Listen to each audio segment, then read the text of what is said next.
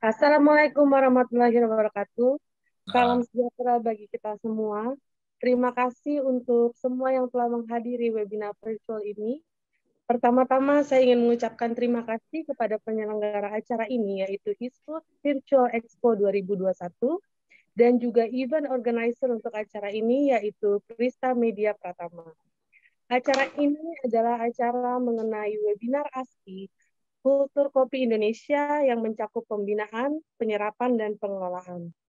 Izinkan saya memperkenalkan diri, nama saya adalah Juwita Rachel Tegalung, saya adalah anggota dari ASKI, dan saya adalah founder Ngupi Hela. Berikut saya ingin memperkenalkan juga narasumber yang akan ada di webinar ini, yaitu Bapak Iketut Putrayasa, yang adalah Ketua dari ASKI Pusat, Bapak Denny W. Kurnia, Konjen RI untuk Shanghai, Bapak R. Yugian Leonardi, CEO Graph Farm Indonesia, Ketua DPD ASKI Jabar, Bapak Idam Rianom Esos, Wakil Ketua DPD ASKI Sumatera Selatan. Demikian yang dapat saya perkenalkan untuk para narasumber ini. Waktu dan tempat saya persilahkan untuk narasumber pertama, yaitu Bapak Iketut Putrayasa.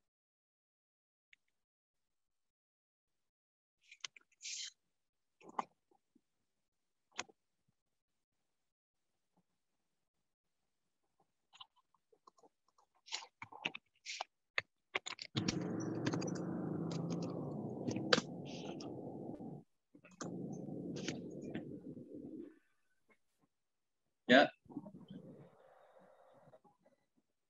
baik. Terima kasih. Saya lanjut. Kalau materi saat ini kita diberikan materi dalam webinar ini adalah kultur kopi Indonesia. Di dalamnya akan berbicara tentang pembinaan, penyerapan, dan pengelolaan. Saya kira bahwa Indonesia memiliki beragam rasa kopi dari Aceh sampai Papua. Dan kopi-kopi yang tumbuh di Indonesia itu memiliki ciri yang sangat berbeda antara satu dengan yang lain. Mungkin secara fisik bisa saja sama bentuknya, baik kopi Gayo maupun kopi Mandailing Sumatera, maupun kopi dari Jawa Barat, khususnya kopi Arabica, dalam bentuk fisik bisa sama, tetapi dalam rasa itu berbeda. Demikian juga kopi-kopi Indonesia yang ada di Toraja, demikian juga yang ada di Papua, di Sulawesi Utara, di Gorontalo, demikian juga di Bajawa, Nusa Tenggara Timur, dan kopi Bali, Kintamani untuk Arabica. Saya rasa bahwa kopi Indonesia perlu dipromosikan lebih luas, lebih lagi dengan cara-cara promosi yang lebih baik untuk masa-masa yang akan datang. Tetapi saya mau katakan untuk Pak Denny, demikian juga rekan-rekan yang ada di luar, bahwa Indonesia perlu berbenah dalam culture kopi di Indonesia ini memang masih dikelola secara tradisional. Saat ini memang banyak upaya-upaya yang dilakukan untuk menciptakan para prosesor yang benar-benar bisa menghasilkan kopi yang berkualitas tinggi, kopi yang disebut dengan kopi specialty, dengan yang disebut dengan kopi fine robusta. Tetapi upaya-upaya yang terus dilakukan, kalau boleh dikatakan kita tidak berpuas diri dengan hasil yang sampai hari ini diperoleh oleh beberapa kawan untuk mempromosikan, untuk menghasilkan produk kopi terbaik. Dan saya percaya bahwa Asosiasi Kopi Indonesia berupaya dengan semua teman-teman di berbagai daerah untuk melakukan pembinaan, pengelolaan, penyerapan pasar dan pendampingan pasar yang memang menjadi tujuan dari organisasi ini, sehingga dengan adanya webinar-webinar yang selalu dilakukan, salah satu dari tujuan itu adalah bagaimana upaya-upaya untuk memperkenalkan kopi Indonesia keluar. Nah, saat ini saya bersyukur boleh bersama-sama dengan Bapak Denny, konjen dari RI Shanghai. Semoga dengan kerjasama di dalam webinar ini merupakan awal yang setidaknya diharapkan bahwa upaya-upaya untuk memperkenalkan kopi Indonesia di Tiongkok itu bisa lebih maksimal dan membangun hubungan kerjasama ke depannya dengan upaya-upaya yang dilakukan oleh rekan-rekan di luar untuk boleh mempromosikan kopi Indonesia untuk menghasilkan kualitas kopi dalam pendampingan, untuk menghasilkan harga kopi dalam penjualan. Saya kira hanya dapat dibangun dengan mulai dilakukan kerjasama baik mempromosikan maupun upaya-upaya peningkatan dalam perdagangan kopi. Nah, saya lihat Pak Yugian memang sudah malang melintang di ekspor kopi. Semoga bisa terus membangun kerjasama dengan Pak Denny di Tiongkok, dan juga apa harapan dari Tiongkok untuk kopi Indonesia. Kami rindu mendengar saat ini dalam webinar ini. Demikian juga mungkin dapat dijelaskan oleh Bapak Yugian Leonardi, bagaimana pengalamannya dalam ekspor kopi Indonesia, sehingga culture kopi Indonesia ini dari tradisional bisa dirubah ke cara-cara pengelolaan, bahkan mungkin dalam promosi yang lebih baik ke depannya. Terima kasih, saya tidak banyak berbicara karena saya lihat beberapa ahli yang dalam webinar ini mungkin akan lebih banyak berbicara, terutama Pak Denny dan juga Pak Leonardi. Terima kasih. Wassalamualaikum warahmatullahi wabarakatuh. Selamat siang. Waalaikumsalam. Terima kasih Bapak Ketut Putrayasa. Pembukaan yang sungguh menarik untuk kita semua. Selanjutnya saya melanjutkan pembicaraan tentang culture kopi Indonesia. Terlebih dahulu kepada Bapak R. Yugian Leonardi. Waktu dan tempat saya persilahkan. Assalamualaikum warahmatullahi wabarakatuh. Salam sejahtera, salam sehat yang penting semua. Dimanapun kalian semua yang melihat ini, semoga Tuhan memberkati, Tuhan menjaga, Tuhan menjaga kesehatan kita semua. Itu yang paling penting. Terima kasih kepada Pak Ketut sebagai Ketua Umum ASKI, juga Pak Denny di Konjen Shanghai. Hatur nuhun. Pak Idam, apa kabar? Kita membahas tentang kultur. Saya senang banget soal budaya. Yang utama menjadi sebuah base system dari sesuatu itu adalah budaya, corporate culture. System is a product dari culture. Jadi culture itu adalah sesuatu yang mengikat atau membonding semua dari variabel-variabel yang bergerak. Apalagi di perkopian, variabelnya banyak banget. Nah, variabel banyak banget ini yang kita harus sadari bahwa ini variabelnya terus-terusan nambah, terus-terusan mandek, atau terus-terusan tidak standar. Nah, kejadian di Indonesia ini memang ada beberapa. Untuk farmer saja, kultur di farmer. Kultur di farmer itu keluhan antara mengenai budayanya, mereka mengeluh mengenai kekurangan financial resources. Bisa sebetulnya, bisa. Asal berpartner. Kembali sebelumnya juga kita sudah diskusi ringan dengan Pak Denny dan sebagainya. Nah, ini ada beberapa yang memang harus kita kerjasamakan. Kulturnya itu di penanam atau yang menanam kopi ini, petani, itu kekurangan di biaya. Biaya apa saja? Biaya pemeliharaan, biaya untuk kesejahteraan mereka dan sebagainya. Partnership dengan mereka, betul sekali. Partnership dengan mereka dengan bentuk seperti apa? Pilih klaster-klaster yang untuk menjadi binaan. Apakah itu menjadi personal cluster atau menjadi stakeholder dari satu tempat saja atau tidak? Asal nanti kita ada satu link lagi lain, ada supply chain yang kita jaga. Itu perhatiannya. Like untuk satunya lagi adalah transparent pricing. Transparent pricing-nya itu karena di pertanian itu petani sangat sangat kurang di pengetahuan tentang harga apa harga jualnya, supaya mereka bisa menstandarkan. Nah, itu sebetulnya bisa dipegang oleh KTH, oleh LMDH, sebetulnya bisa. Jadi kita harus berpartner dari sisi saya sebagai pebisnis, mungkin kita harus mengikat dengan LMDH dan KTH setempat. Kita koordinasikan dengan baik, kita bilang dengan baik bahwa mereka menjadi partner yang seperti apa, dan menjaga kualitasnya dan juga stabilitasnya. Kalau standarisasi produk itu memang sulit seperti Pak Ketum bilang, tetapi tetap saja itu bisa nanti kita. Asal pelan-pelan kita latih, kita didik, kita bina, akhirnya mereka menjadi penyerapan. Masih ada lubangnya. Setelah kita bina masih ada lubangnya. Lubangnya nanti diproses. Prosesnya seperti apa? Nah, pemprosesan ini sangat penting karena processing kopi itu apakah mau jadi semi wash, full wash, mau jadi honey, mau jadi natural, benchmark apa yang kita pakai?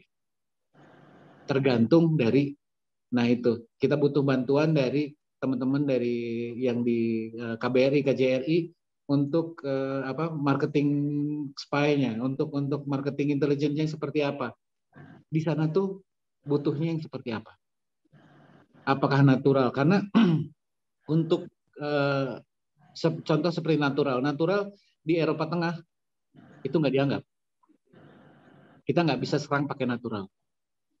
Kita bisa serangnya cuman pakai semi wash, full wash, dan specialty-nya pun mereka agak ragu. Kalau specialty mereka agak ragu, kenapa? Karena mereka punya standar specialty yang tinggi. Jadi kita harus tahu kita mau negara mana yang kita mau serang, lalu rasa apa. Kalau Korea itu masih suka dengan silver skin-nya. Jadi silver skin-nya jangan terlalu dibuang.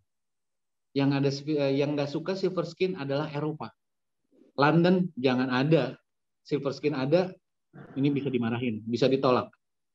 Itu karakter marketing intelligence yang memang harus kita butuh masukan. Oh, ini tipenya yang seperti apa?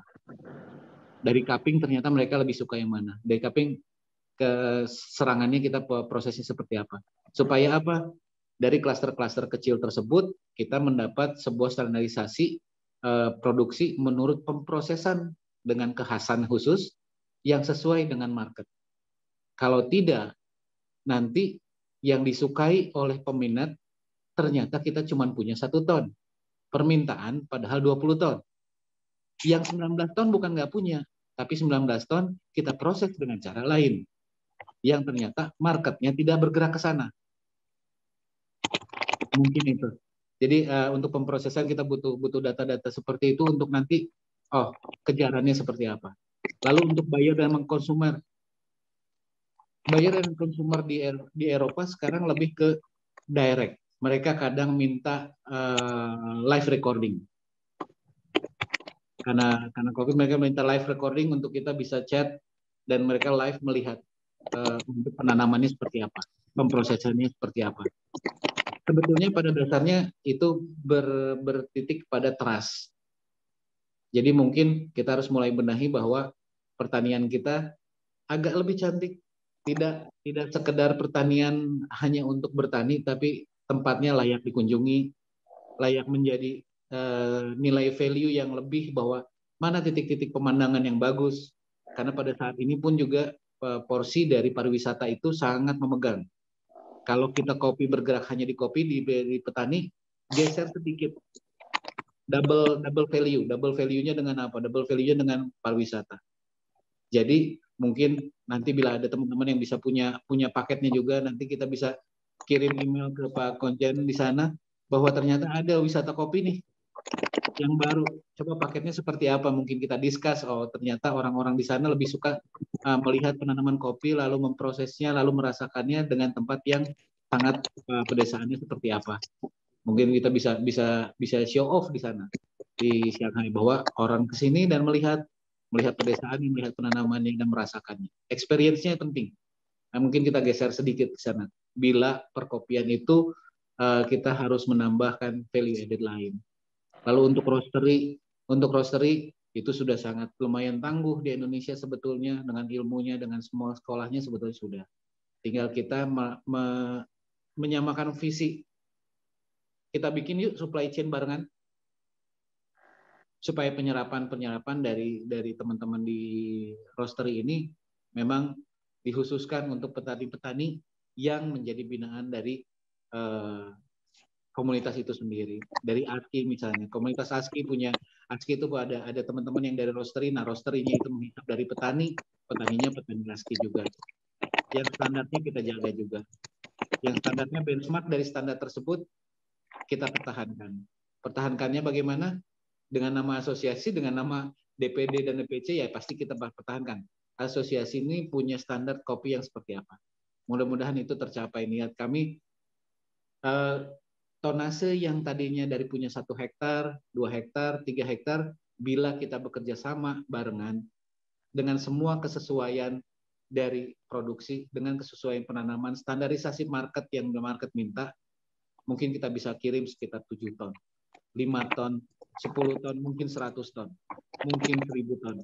Bila kita sudah standarisasi dan kita kumpulkan teman-teman yang memang satu paham, di mana semua membutuhkan standar yang terjaga. Terjaganya seperti apa? Permintaan sudah ada, lalu kita balikan. Kita sebagai asosiasi nanti akan menemani mereka. Mudah-mudahan nanti bila kita sudah mencapai ke sebuah tingkatan yang memang lebih, rencananya memang secepatnya juga nanti ada koperasinya, kita standarisasi dan kita serap dahulu, baru kita kirim.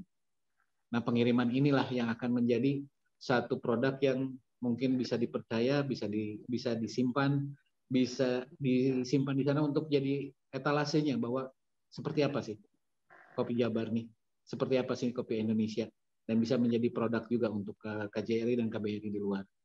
Karena saya mengerti sekali KJRI dan KBRI menjadi ujung tombak penjualan, tapi menjual sesuatu yang jangan meragukan. Kalau meragukan nanti jadi salah langkah. Nanti jadi simalakama sepertinya. Mungkin itu yang saya akan sebarkan ke teman-teman tuh adalah sebuah semangat, yuk kita barengan, kita bikin supply chain. Kita bikin sesuatu yang memang berbarengan, harus satu standar, satu visi, satu misi. Akhirnya kita bisa serang dengan, tadi seperti Pak Denny bilang di sebelumnya, kalau mau serang kakap, jangan pakai ikan teri.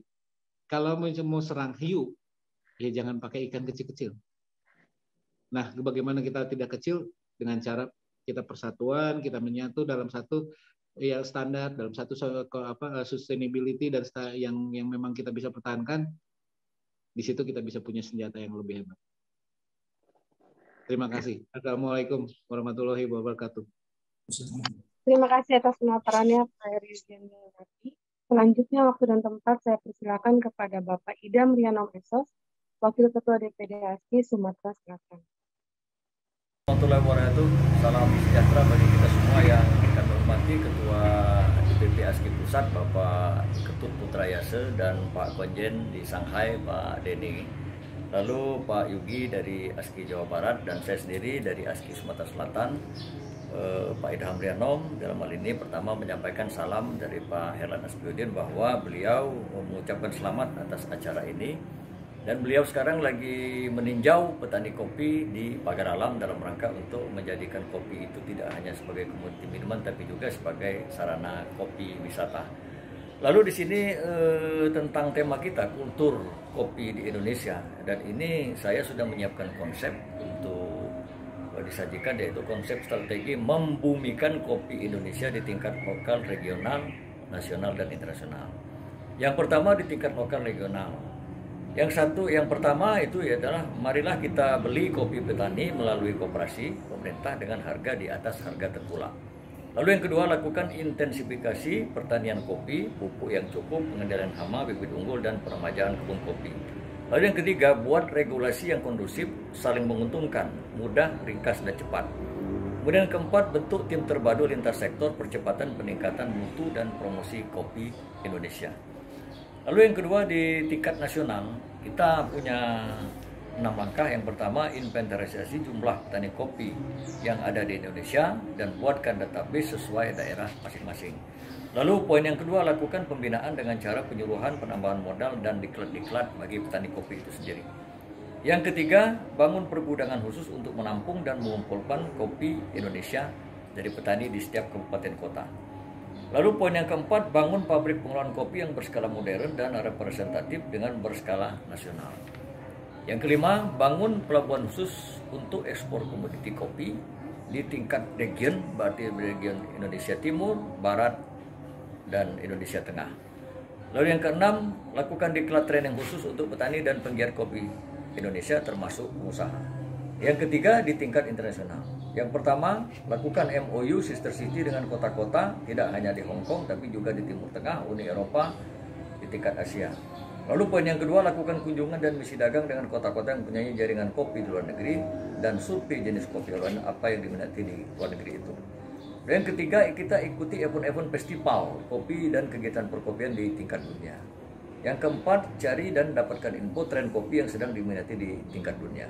Lalu yang kelima, perbanyak kunjungan dan kegiatan promosi kopi Indonesia di tingkat dunia, seperti yang telah saya sebutkan tadi.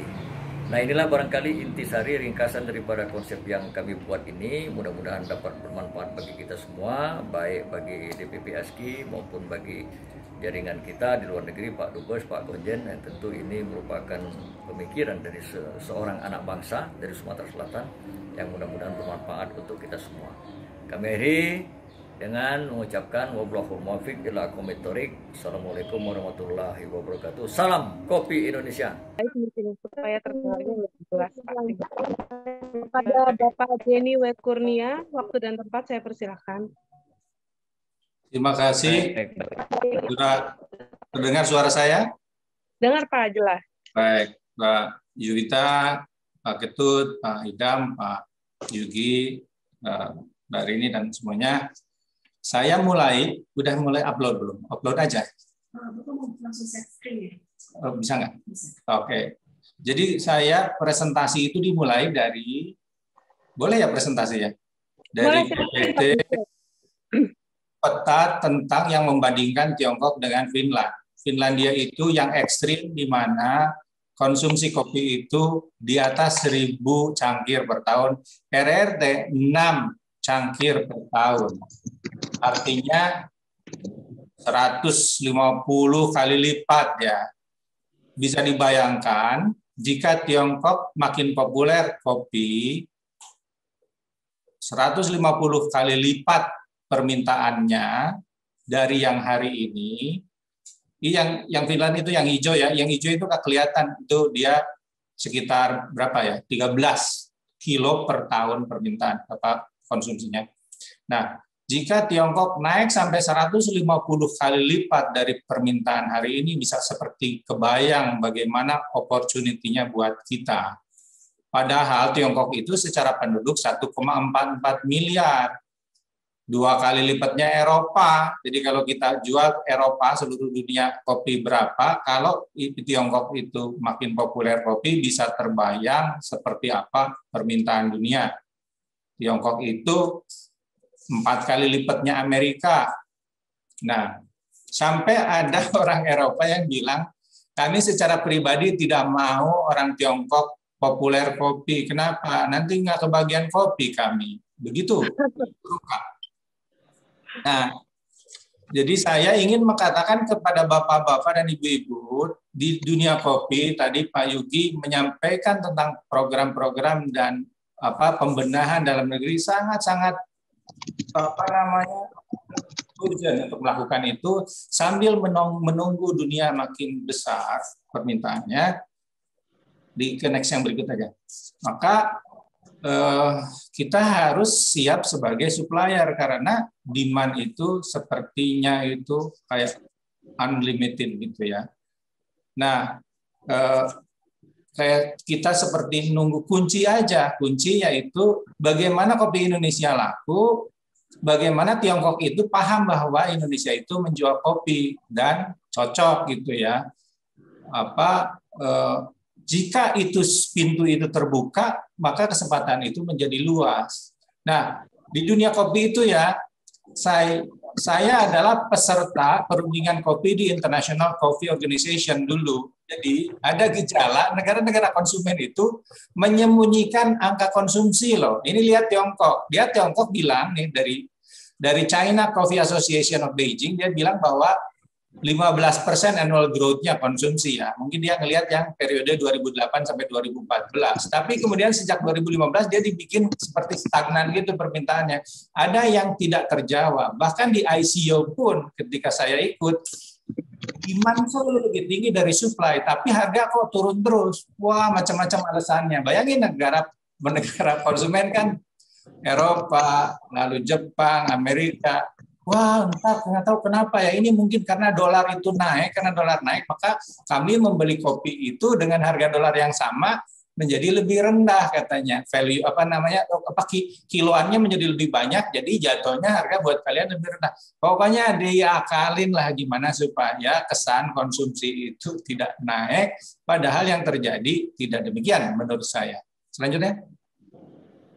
Nah, jadi Ibu Bapak, saya katakan tadi kunci kita ini benar-benar bagaimana kita bisa mengetes kemampuan kita masuk ke pasar Tiongkok. Mungkin suatu saat nanti India ya. Karena dia dari 0901 ya, yang katakan kopi gelondongan ya. Vietnam itu jauh lebih unggul. Itu yang biru 2019, 2020, lebih 2020 kan COVID tuh. Jadi 2021 itu proyeksinya Vietnam bisa jual sampai berapa? 15.000 ton ya. Kita itu yang di tengah Indonesia atau yang agak ke kanan tuh, bahkan pulang Malaysia di bawah 15.000 tuh ya. Lalu berikutnya lagi. Nah, ini yang ekstrak ya, kopi ekstrak yang 2101. Kita juga kecil, bayangkan Malaysia lebih unggul, yang Vietnam juga. Nah, jangan lupa bahwa Tiongkok itu sejarah geografis di Afrika. Jadi penyedia kopi Arabica siapa? Ya Indonesia dong, dengan mungkin Papua Nugini gitu. Jadi lagi-lagi ini adalah pintu yang belum terbuka, sehingga passion kita untuk terus membangun marketing, artinya dimulai membangun dari on-farm dan seluruh mata rantai produksi di dalam negeri adalah mulai di awalnya, termasuk juga untuk membangun pasar kita sendiri dulu gitu loh. Setelah terbukti bahwa kita memang advance, baru nanti luar negeri juga akan ikut cawe-cawe menikmati kopi Indonesia. Lanjut. Cerita tentang Tiongkok yang asalnya negara teh, lalu kemudian pelan-pelan kopi, yang membuka sebetulnya adalah, tadi saya ngobrol sama Pak Yogi, multinasional company-nya Eropa, mulai dari Nestle, lalu kemudian Starbucks, sampai misalkan hari ini, di Tiongkok itu di Shanghai, ada mungkin sekitar 7.000 coffee shop. Itu adalah coffee shop terbanyak sedunia. Di kota lain, Tokyo hanya mungkin setengahnya, London setengahnya, New York itu mungkin hanya seperempatnya gitu. Jadi manusia yang demikian banyak di Tiongkok membuat mau bikin apapun kalau niat Tiongkok itu selalu paling gede gitu ya. Termasuk muncul yang namanya looking coffee. Nah, saya berprasangka, punya pikiran aja Bapak Ibu. Kalau misalkan looking ini adalah sebagai katakanlah pesaing dari dominasi multinational company-nya Eropa, jangan-jangan mungkin ke depan company-company yang dari sisi buyer untuk kopi dari Tiongkok lebih willing juga untuk bekerja sama dalam kemitraan dengan kita Indonesia, sehingga kita tidak hanya kemudian didikte dalam terms and condition oleh bule-bule selalu gitu loh, ada Tiongkoknya. Ya, kita lihat mudah-mudahan ini menjadi kenyataan, karena Looking Cafe ini juga terus berkembang pesat, bahkan ya baru satu, belum lagi nanti kita bicara yang lain-lainnya. Lanjut. Mayora kapal api di sini saya ingin lihat. Artinya mereka bertarung juga di pasar Tiongkok sini dan ikut katakan memberikan warna, jenis-jenis kopi seperti apa, format-format seperti apa yang bisa membentuk Tiongkok. Jadi kelebihannya kita di Tiongkok adalah ingin ketika kita membuka pintu, Tiongkok is in the making. Kita memberikan warna. Pak Yugi tadi katakan Tiongkok itu kayaknya kopi apapun mau. Ya karena masih in the making. Beda kalau ke Eropa. Eropa udah saturated, yang mau cuma ini. Tiongkok kesempatan kita untuk mewarnai. Caranya tadi saya katakan, Pak, kalau membangun kemitraan, minta aja si pelaku-pelaku Tiongkok, you maunya seperti apa? Sini gue bikinin di Indonesia. Lo jangan yang bikin, lu jangan beli green bean ya, tetapi yang sudah katakan roasted, ada yang ground dan sebagainya. Kami ikut bekerja sama dengan Anda untuk ikut mewarnai format seperti apa kopi yang kita inginkan, dengan harapan value added kita bisa dapat lebih banyak gitu loh, negosiasi dengan pemain-pemain dari Tiongkok. Lanjut. Nah, jadi yang membuat saya tadi katakan China itu pasarnya in the making, shape-nya, strukturnya, karena sangat di sini itu populer, instan, tetapi saya catat di situ ada Southern Bird, instan walaupun instan, tetapi toh dia juga go into specialty, dan specialty-nya itu dia insisting 100% harus Arabica. Vietnam nggak bisa ngasih lah baik Arabica kan, dan satu shape gitu, satu source itu kan berarti apakah itu mau Ciwidey atau Mandailing di sini sangat populer, atau Malabar dan sebagainya gitu. Kita bisa memberikan membangun kemitraan seperti itu. Nah, Tiongkok juga dia senang, coba yang berikutnya, dia ini ground coffee ya, salah satu yang mungkin memberikan peluang pada pemain yang sifatnya UMKM sepanjang itu dibentuk dalam satu aliansi. Ground coffee itu pertumbuhannya kan bagus tuh, mungkin 30% per tahun. Jadi ketika ada confusion, saya bingung nih, Tiongkok ini kan angka nggak mudah diperoleh karena bahasa Mandarin juga dan sebagainya. Macam-macam tuh orang ngelihat luar, ngelihat Tiongkok itu ada yang bilang pertumbuhannya 30%, mungkin untuk segmen jenis kopi tertentu ada yang bilang 15%, tetapi yang tadi di depan itu ketika dibilang kayak seperti stagnasi, nah which is mungkin lebih salah, ini kayak mungkin salah quote, karena tadi di satu slide sendiri aja udah contradictory gitu datanya. Kita lihat lagi nanti datanya seperti apa. Dari ground coffee saja kelihatan mereka akselerasi pertumbuhannya seperti itu. Lanjut. Nah, trends in China saya coba lihat dulu. Ini yang sebelah kanan itu yang Starbucks yang terbesar di Shanghai itu, se-Cina mungkin, sedunia mungkin nomor 2 kayak atau gimana ya, besarnya dari segi besar ya. Nah, coffee has been used to signal certain lifestyle. Jadi, pemilih Tiongkok memilih kopi itu awalnya adalah dari anak-anak muda yang income-nya naik, lalu kemudian mereka ingin kelihatan beda gitulah, seperti biasalah anak-anak muda kita. Lalu kemudian menjadi kebiasaan, berkembanglah Starbucks dan lain-lain. Lalu mereka willing paying lebih banyak, tetapi consumption mereka in general masih tetap prioritizing accessibility dan affordability. Jadi yang level yang lagi agak murah, accessibility itu mereka gampang dibawa, misalkan convenience store, jadi mereka beli yang sudah package itu, mereka beli. Nah, lanjut selanjutnya. Saya katakan kenapa Tiongkok ini tadi promising. Jadi satu hal yang tadi belum saya sebut adalah dari sisi income-nya. Kan income-nya Tiongkok itu accelerating gitu loh. Akan menjadi negara terbesar dunia, mengalahkan Amerika Serikat. Amerika Serikat kan 20 triliun sekarang dolar income-nya, GDP-nya. Tiongkok 15 triliun, Eropa mungkin secara bersama Eropa mungkin 18 triliun, tetapi kalau dilihat dari purchasing power parity kan, PPP, Tiongkok sudah nomor 1 kan, sudah 25 triliun di atas Amerika Serikat yang hanya 20 triliun. Jadi dari sisi kemampuan beli mereka sebenarnya sudah lebih tinggi. Dan itu akan terus berkembang karena Tiongkok tahun ini diharapkan lebih dari 6% pertumbuhannya dari pertumbuhan 2,3% tahun lalu. Beda dengan Amerika tahun lalu negative growth 4% atau 4,5%, sekarang ada increase 4,5%. Increase 4,5% dari negatif tahun lalu kan tidak seberapa dibanding Tiongkok yang increase 6,5% dari increase 2,3% tahun lalu gitu loh. Jadi Tiongkok diperkirakan akan makin melampaui Amerika earlier than projected gitu. Jadi pasarnya itu makin membesar demikian besar. Nah, more likely to be influenced by reference group. Jadi Tiongkok itu juga sekarang mereka udah mulai senang impor itu jadi seperti gaya gagah gitu ya. Seperti Kabayan juga seperti mirip lah. Lalu more challenging to be persuaded to buy products. Jadi mereka menjadi lebih willing untuk membeli produk ya, anak-anak mudanya sekarang, generasi baru. Nah, ini value long term relationship were faced. Jadi orang Tiongkok itu jangan dimalu-maluin di depan umum. Tetapi jika mereka bisa dijaga mukanya, dan Guangxi itu akan kemitraan ya. Tadi saya katakan berkali-kali tentang kemitraan. Betapa pentingnya bermitra dengan Tiongkok ketika dia sudah percaya sama kita. Pokoknya kita udah sohi benar, apapun dikasih. Itu salah satu sifat mereka. Jadi kita coba mungkin untuk membangun kemitraan itu, Pak. Ajak aja mereka ke Indonesia untuk melihat kebun kita dan sebagainya, mereka yang tertarik ya. Nanti KJRI bisa memfasilitasi, ITPC bisa memfasilitasi. Gitu kan?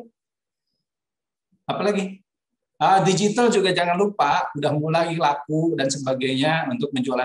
Jadi mungkin ini membantu UMKM ya ketika penjualannya itu pada level spesifik dengan high grade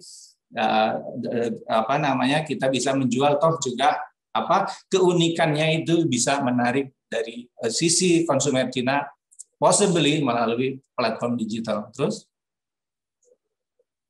nah, semua yang saya katakan ini kan juga dalam konteks dominasi pemain-pemain besar. Lalu tadi kan yang kita diskusikan ya Pak Yugi, apakah kita menjadi bagian dari dominasi pemain besar tersebut? Ya, kita ikut saja, atau pemain besar Indonesia kita ikut saja, atau kita punya stream sendiri gitu loh. Jadi tiga-tiganya ikut dibangun. Walaupun stream sendiri tentu akan memberikan value added yang terbesar, jadi sebagai long term goal-nya itu, gitu. Tetapi tidak berarti kemudian menafikan yang lain. Secara kultural dan language, kultural kita dekat secara kultural. Mestinya kita mampu masuk ke Tiongkok dengan cepat. Language yang mungkin perlu banyak kita belajar, cuma lebih banyak orang Indonesia sekarang yang belajar Mandarin. Ke depan mudah-mudahan bisa terbantu. Nah, popularitas Indonesia nanti akan juga bekerja hand in hand dengan kopi. Jadi Indonesia yang makin dikenal di Tiongkok, which is sekarang unfortunately belum begitu dikenal, begitu Indonesia makin dikenal, maka kemudian penjualan apapun akan makin besar juga, termasuk kopi. Indonesia, sekarang Bali lebih dikenal di Tiongkok dibanding Indonesia, saya kira. Jadi apakah kita pakai branding katakanlah Bali, misalnya, bisa juga ya. Lalu research and development tadi yang semua dikatakan oleh Pak Yugi dan teman-teman tentang pentingnya kita membangun capacity building kita di sektor kopi. Inilah kunci bagaimana RD bergerak, termasuk juga untuk menciptakan taste yang aneh-aneh gitu, yang unik, yang acceptable terhadap pasar. Lanjut. Eksibisi kita bisa coba, banyak sekali eksibisi di sini, nanti bisa kita terus ngobrol untuk bagaimana ikut berpartisipasi dalam eksibisi. Terus, nah, kami siap nanti untuk terus berlanjut ya Pak Bapak Ibu komunikasi ini agar bisa memastikan kita jalan ke depan, membuka kunci yang tadi. Shanghai utamanya adalah 25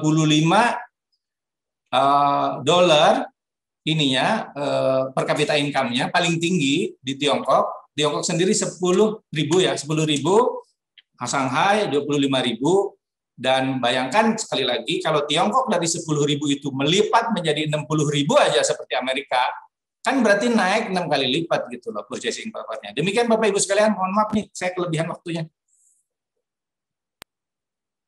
Terima kasih Pak Denny untuk pemaparannya. Kita masih punya waktu 16 menitan ya untuk semua narasumber. Ada hal yang menarik buat saya di sini, terutama untuk Pak Denny. Saya sering banget Pak jadi moderator untuk acara webinar seperti ini.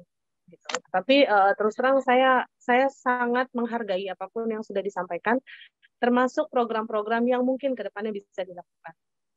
Tetapi ada hal yang sangat mengusik ke saya gitu ya. Maksudnya gini. Dalam setiap perbincangan ini sebenarnya bagaimana kita bisa mengkolaborasikan antara duta-duta besar yang ada di luar negeri sana yang membawa nama Indonesia untuk membantu kopi Indonesia menjadi populer di negara yang ditempatinya. Contohnya ya Pak ya, yang selalu ada di otak saya adalah semua selalu bilang oke, ini seleranya di sini seperti ini, pasarnya seperti ini, oke, income-nya seperti ini, GDP-nya seperti ini. I do understand bahwa itu memang tolak ukur yang harus kita lihat bersama. Tetapi kemudian yang saya pengen mengerti adalah bagaimana caranya supaya kita bisa berkolaborasi memasarkan kopi Indonesia ke luar negeri. Nomor satu yang bisa saya sampaikan kepada Mbak Deni adalah saat ini kami dari ASKI juga sedang mendirikan koperasi, Pak. Sedang dalam proses mendirikan koperasi. Tujuan koperasinya adalah untuk mencari pasar supaya kopi-kopi yang dihasilkan oleh petani yang bergabung dengan ASKI ini bisa terjual dengan harga yang baik, supaya penghidupan mereka menjadi lebih baik, dan apapun program yang mau kami lakukan dari koperasi itu bisa terlaksana dengan baik. Tetapi satu hal, untuk menjadikan itu nyata, dari sisi koperasi sendiri, terus terang kami tidak mempunyai modal yang cukup. Contohnya, bagaimana memperkenalkan kopi Indonesia, misalkan di Shanghai. Saya bisa mengerti bahwa mungkin Pak Yugi juga punya banyak channel di mana kopi-kopi terbaik Indonesia bisa kami dapatkan. Tetapi bagaimana kami bisa melakukan ekspor, melakukan eksibisi, melakukan KSO misalnya, supaya kopi di Indonesia ini bisa juga dibantu dipasarkan di Shanghai. Kalau KSO itu kan bisa pakai brand siapa aja ya Pak ya, gitu loh. Dengan cara transaksi apapun, either mau profit share, atau kita jual dengan harga jual kita, lalu di sana bisa markup sendiri, we don't mind gitu. Tapi yang satu cara yang saya pengen mengerti adalah bagaimana caranya supaya pintu itu bisa terbuka, Pak Deni. Gitu. Dari program mungkin ya, saya nggak ngerti program-program pemerintah. Mungkin Dubes di Shanghai seperti Pak Deni juga punya program untuk memajukan perekonomian Indonesia dari sisi perdagangan gitu, yang bisa membantu kopi Indonesia untuk bisa terjual dengan harga yang pantas. Karena kalau cuma masalah rasa, kita punya banyak kelas gitu loh Pak. Ada specialty, ada kopi asalan, terus banyak proses juga kita punya. Selera pun saya rasa Pak Yugi juga sudah banyak punya research. Tapi satu hal dari semua yang kami cari tahu itu, yang kami punya itu datanya. Bagaimana caranya supaya duta besar di luar negeri itu bisa membantu agar petani ini kopinya bisa terjual dengan harga yang pantas dan juga bisa membumi, misalnya di Shanghai ya, contohnya karena saat ini saya bicara dengan Bapak yang ada di Shanghai. Seperti itu, Pak. Ya, saya kira ini pertanyaan yang akan selalu relevan dan yang paling sulit dijawab oleh semua orang karena disitulah justru persoalan-persoalan kunci menuju sukses. Jadi jawabannya ditemukan melalui kontribusi dari semua pihak. Misalkan finance. Sebetulnya saya kepikiran gini aja, kalau finance itu tadi model kemitraan ya Pak Yugi, orang sini banyak punya duit gitu, mau kemitraan, tetapi mereka tentu ingin involve, yang namanya kemitraan dia ingin involve ke sana, berapa dia kontribusi duitnya, jadi artinya dengan kata lain investasi. Lalu yang penting dari mitra dari kitanya siapa, kan BKPM udah memberikan Menteri Investasi sudah memberikan arahan. Kalau investasi asing harus ada mitra lokal di situ, bukan orang Jakarta tapi mitra lokal. Ya. Artinya ya di situ mungkin mulai membangun size dan standing dari si produser tersebut. Nah, itu kalau mau dikaitkan lagi dari sisi capability to sell, marketingnya, capability to sell, kan prinsip perdagangan adalah jika barangnya tidak dikenal, tidak akan ada yang mau beli. Gitu. Nah, sedangkan kalau model kemitraan, si Tiongkoknya ke sana atau siapapun lah investornya, jadi si investornya itu udah mengenal juga pasar di negara tersebut. Jadi dia invest di sana untuk ikut membangun katakanlah quality, tetapi juga dia sudah mampu mengamankan pasar. Itu model itu misalkan bekerja di sarang burung walet, di orang, model seperti itu. Lebih mudah sebetulnya buat kita yang koperasi atau artinya menerima mitra bekerja sama. Kelemahannya adalah untungnya mereka bukan untungnya. Mereka tidak mau invest untuk rugi gitu loh. Kita bersedia untuk juga membiarkan mereka juga mengejar keuntungan gitu loh. Walaupun dari pengalaman saya bercakap-cakap dengan orang Indonesia yang bermitra dengan Tiongkok ya, mereka katakan orang Tiongkok tuh baik loh. Pada saat sudah benar-benar sudah menyatu, udah senyawa, udah saling udah cocok, diminta apapun derogasi dari kontrak, dari kesepakatan awal, kalau itu tidak merupakan atau kitanya yang memanfaatkan, mereka mau kok untuk menolong, kira-kira gitu. Ada banyak orang yang mengatakan begitu. Tetapi juga tidak berarti bahwa kemudian ketika kita melakukan kemitraan, semua orang Tiongkok baik, itu juga enggak gitu. Ya. Hanya mungkin kita harus lebih willing untuk mencoba mempertimbangkan opsi itu, ya. Lalu yang berikutnya peran duta besar konsulat jenderal. Kami ya di dalam program-program promosi tentu memasukkan itu, walaupun level of suksesnya kan akan tergantung dari hal-hal yang lain yang barusan tadi dikatakan. Jadi misalkan saya datang ke sini, udah pokoknya ada tamu masuk ke sini kasih kopi, dia mau kopi atau kagak kasih aja suguhin. Nah, kalau dulu katanya ditawarin mau teh atau kopi, enggak, sekarang jangan ditawarin, kasih aja kopi gitu. Jadi lihat kalau yang udah tua-tua ya, jarang mereka nggak ngambil kopinya ya, tapi yang muda-muda mereka I like coffee gitu. Kelihatan juga ada perubahan pattern pola dari hidup mereka. Jadi itu contoh kecil saja tentang bagaimana juga perwakilan kita di luar negeri bisa kontributif terhadap promosi kopi. Dan di sini dibuka juga ITPC display kopinya, atau memang lebih banyak upaya perlu dilakukan untuk lebih mempopulerkan brand tersebut. Hanya brandnya harus sinambung berarti untuk dipopulerkan di sini. Contoh aja seperti saya katakan bahwa buktinya kapal api Mayora, buktinya mereka bisa jual di sini bertahan.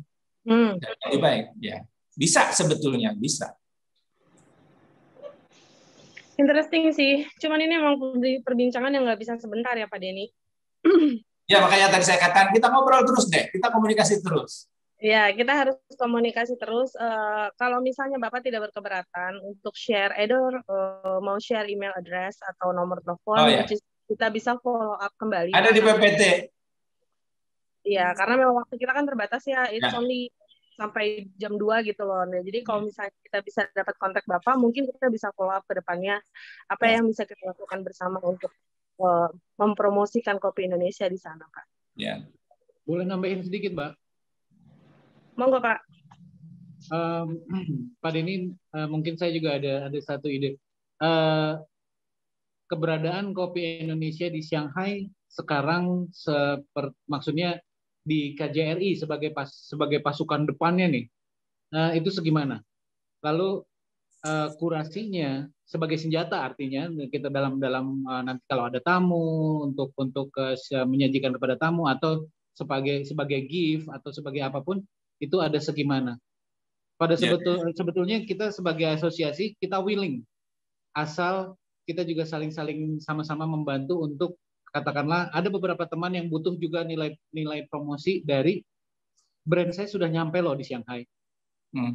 Meskipun sedikit, tapi katakanlah itu menjadi sebuah video medsos saja, lalu sudah sampai di sana, itu bisa menjadi satu hal vitamin lah buat produk-produk Indonesia di Indonesia sendiri. Meskipun hanya satu, mungkin kita bisa berkolaborasi, mungkin dari teman-teman kita sebagai asosiasi bisa mengkurasi yang sudah layak untuk kita promosikan keluar, brand-brand apa saja, lalu seperti apa saja, mungkin kita bisa kirim ke sana, dan itu bisa membantu juga sebagai senjata Bapak untuk apakah itu baik untuk menyajikan atau menjadi display untuk diterangkan. Ya. Gitu. Jadi, mungkin ini Pak Yogi, tentang ada upaya pertama awal untuk brand masuk ke Tiongkok. Saya jadi ingat pernah ada arahan dari pusat untuk yang beberapa produk handicraft untuk menyarankan perwakilan membeli ya, karena di Tiongkok saya kira di tempat lain juga itu kalau bertemu dengan orang udah mesti ada pertukaran gift-nya, sudah pasti ada pertukaran gift.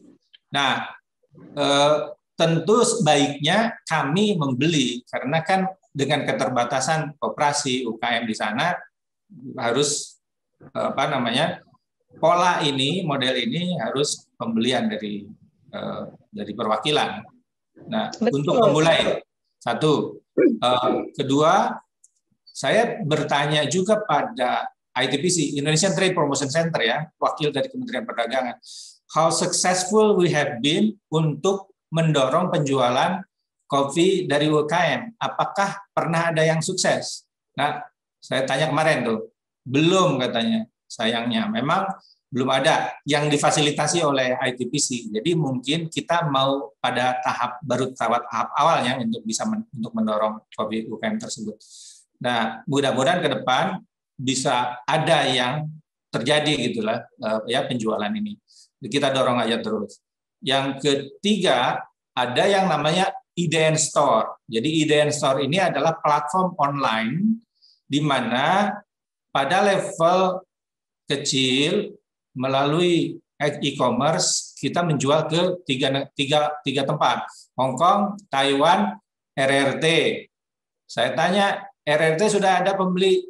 Belum. Yang sudah ada adalah Hong Kong dan Taiwan. Nah, mungkin RRT memang lebih repot ya. Jadi tentunya ketika kita menjual ke sini ada pendaftaran dulu dari si importirnya didaftarkan sehingga si food tersebut bisa punya izin. Mungkin di tempat lain lebih rileks ya, di Hong Kong dan Taiwan. Nah, itu juga ada persoalan regulasi yang agak restriktif juga di Tiongkok yang memberatkan. Tadi ketika saya cerita tentang bahwa misalkan saya pulang ke Indonesia terus pulang-pulang bawa kopi itu tidak boleh dijual di sini karena kopi yang produk di sini yang boleh dijual hanya yang register di JACC. Jadi itu kuncinya. Maka kopi itu hanya boleh dijadikan sebagai souvenir, ngasih gitu ya, atau untuk konsumsi sendiri. Tidak untuk dijual. Sehingga teman-teman kita pun di sini misalkan yang kreatif ambil barang kopi dari sana dari Indonesia lewat DHL itu kurir. Di sini nggak bisa dijual gitu, secara legalitinya tidak. Nah, persoalan Tiongkok ini yang mungkin juga membuat ketika kita ingin menjual kopi mau nggak mau harus register gitu loh, mulai proses kita kerjasama dengan importir. Tadi saya bilang kemitraan, tapi saya juga importir. Jadi di sini cari importir mau beli, lalu kemudian kirim, eksportir kirim. Nah, persoalan si importir Tiongkok ini yang saya tengarai adalah satu, mereka ingin harga murah. Yang importir Tiongkok itu karena di sini kompetisinya demikian tajam. Jadi ketika bicara mengenai barang yang non special, mereka cari yang murah. Satu. Kedua, mereka ingin besar barangnya, banyak. Kalau sedikit, tanggung buat mereka. Kenapa? Ribet, capeknya ngurusin ini itu, tapi keuntungannya buat mereka sedikit gitu. Dua kendala itu membuat yang namanya permintaan kopi itu banyak sekali. Saya tuh selalu minta kopi dong, cari kopi dong. Tetapi ketika coba ke Jakarta komunikasi, persoalannya mesti di harganya nggak cocok. Lalu kemudian di request-nya juga banyak. Apalagi kalau bicara mengenai green bean ya. Tapi sekarang setelah saya kenal dengan Pak Yugi, saya berpikir nanti kalau ada begitu-begitu lagi, saya coba untuk ngobrol langsung sama Pak Yugi aja deh orangnya. Siapa tahu bisa macam-macam opsi yang bisa di explore ya, agar kita menjadi kuncinya itu menjadi terbuka gitu. Permintaan itu banyak loh kopi itu, Pak Yugi. Tapi ya, belum ketemu gimana caranya untuk bisa mengawinkan. Satu lagi, Pak. Adakah adakah agensi untuk licensing produk di sana, untuk register produk di sana, Ada. list agensinya, dan yang punyanya diaspora ada nggak Pak? Iya, ada soalnya untuk beberapa jenis food lain ada beberapa. Nanti saya kenalkan melalui kepala ITPC nama orangnya dan sebagainya, saya kenalkan. Oke. Mungkin Ya. gitu, itu yang kita harus ya pelan-pelan kita mulai licensing, registrasi lagi di sana, terus mulai satu brand, dua brand masuk dengan brand-brand yang lain yang sudah terkurasi secara asosiasi juga. Jadi kita juga tahu mana yang bisa masuk, mana yang tidak.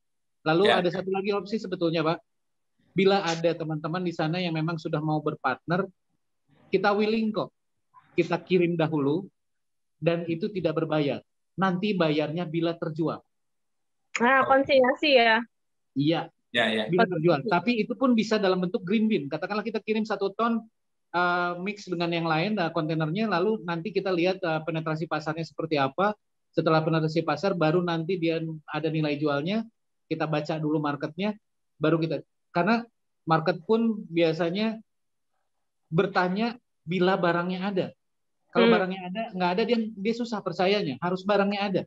Jadi kita sending dulu asal warehouse-nya dan penerimanya yang punya izin ekspor importnya di sana, kita kirim dulu ke sana asal percaya berapa bulan periodnya, baru kita tes market di sana dan tapi produk ada di sana. Ya Pak, nanti kalau gitu kita coba Pak, karena saya juga misalkan lihat di sini faktanya, saya beli keripik nangka itu ya, dari Indonesia, apalagi kalau buah itu mangga kering dari mana, Filipina ya, Thailand. Jadi kecil-kecil gitu juga di sini banyak. Ada kerupuk pun dari Indonesia ambilnya di sini banyak. Jadi mestinya kopi juga bisa. Bisa. Justru kalau kita sebetulnya ada beberapa juga yang pengen investing di sana. Kalau perlu di sana kirim ke Green Bean saja. Lalu di sana juga ada roastery-nya memang tim kita juga. Packagingnya di sana aja, karena packaging di sana jauh lebih murah, tidak 50%, mungkin 25% dibanding packaging di Indonesia. Ya, mungkin boleh juga. Packagingnya di sebelah sana. Gitu. Siap. Mulai dari Green Bean juga saya kira oke Pak, yang membuka pintu dulu. Siap. Ya Pak, nanti lanjut. Terima kasih. Terima kasih untuk waktunya semuanya. Pak Denny tadi slideshow-nya sudah di-share oleh Mbak Rini ke saya dan Pak Yugi. Nanti selanjutnya kita follow up lagi ya Pak ya, untuk kelanjutan program yang mau kita laksanakan bersama. Terima kasih waktu Bapak Denny, Bapak Ida, Bapak Ryugian Leonardi, Bapak Ketut Putrayasa. Salam sehat semua, salam sejahtera.